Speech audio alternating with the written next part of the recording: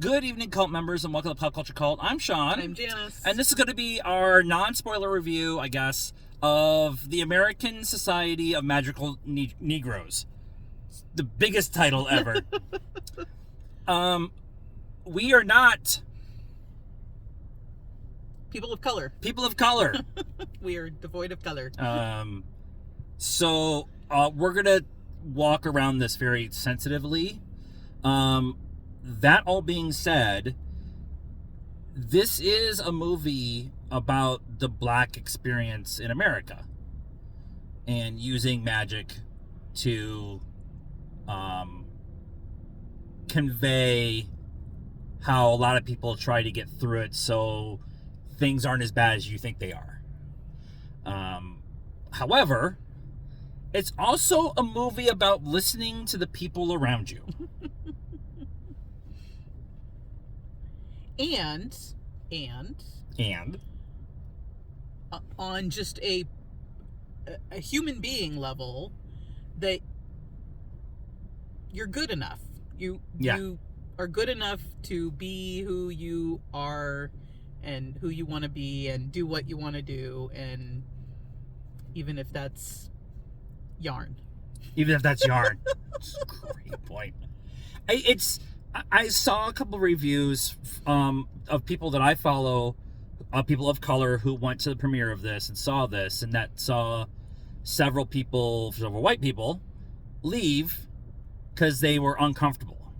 Which is the point of the movie. Which is the point of the movie. We are fairly diverse in our friends group, and so gay, straight, black, white, Asian, Hispanic, like Native American. Our friend group is very diverse on purpose. Like we want to have that kind of world view when we hang out with our friends, because that challenges us to be better people. Do we get it right all the time? No. And there were some times in this movie where they pointed out something and I'm like, ooh, I do that. Not because I'm against the person's race. I just don't spend the time to listen or appreciate their view of the world. People of color have to deal with things very differently than I do on a very daily basis.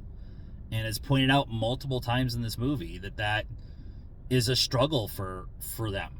And I think I know, or at least I can recognize it, but I don't have that experience, so I don't know how to have that conversation.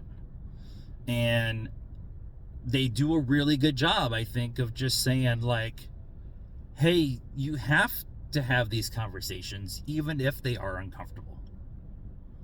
I think that's what the whole climax of the movie is. And it's not just people of color. Right. It's everybody. It's everybody. Yeah. It's okay to kind of be an asshole and be selfish. But it's also okay to spend time with a person and learn about who they are. And I think that's really powerful. Nobody's going to see this movie. There was, hold on, let me count. 1, 2, 3, 4, 5, 6, 7 people in our theater. Now, we went on a Thursday night. I wonder how this will do over the weekend. And it's probably a hard sell for people of our skin tone. But I think it's very well done, and I think it's totally worth seeing. Yeah, and I mean, it's just as a movie, it's heartfelt. There's a little bit of a love story that goes on there that, you know, gives you the feels.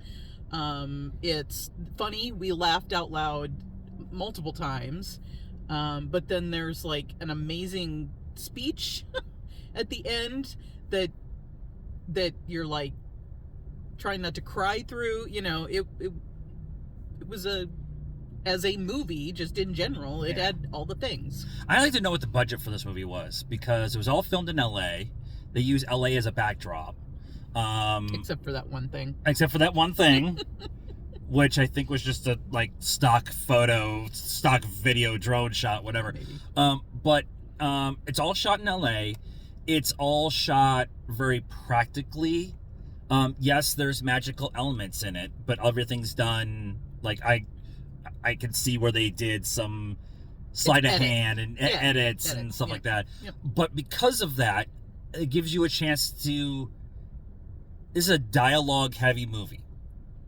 There is a lot of time about talking with each other and listening to each other, and so there's long stretches where it's just two people talking about something. There is one shot through a park in LA where two of the main characters do a minute and a half oneer, and it's just dialogue, and it's amazing. And the final the climax of the movie is four people not listening to each other. And that, well, two of them are. One is actually finally getting it, yeah, and everybody else is doing their own thing. yeah, and it's really, really well done. And David Allen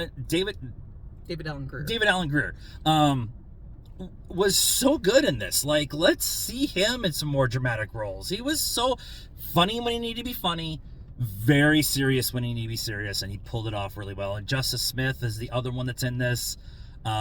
He's amazing. He's really good. He needs to be in more stuff too. The last time we saw him was in Dungeons and Dragons, where he kind of plays that kind of insecure. He has that insecure, kind of awkward personality thing down really well, which I really appreciate because that's me. And there's we talked about it too on the way out. I'm a cinematographer person. The way it's shot is very interesting too. There's scenes where they shoot people out of the center of the screen to make them feel smaller when the conversation they're having is about being smaller, and then they move the camera when somebody comes to realization of something to make them fuller in the screen so they feel bigger and stuff like that. So it's really, really well done. Overall, I liked it. I liked it too. Score 8. 7.75. It's early in the year. She won't give anything over an 8 unless it blows our wheels off. So let us know what you thought of the American Society of Magical Negroes in the comments down below. Please be nice. That's a requirement around here. Like this video, subscribe to the channel, hit the bell for notifications, follow us on all the social media stuff, Facebook, Instagram, Twitter, and TikTok. Links in the description down below. And until next time, cult members, good afternoon, good evening, and good night now.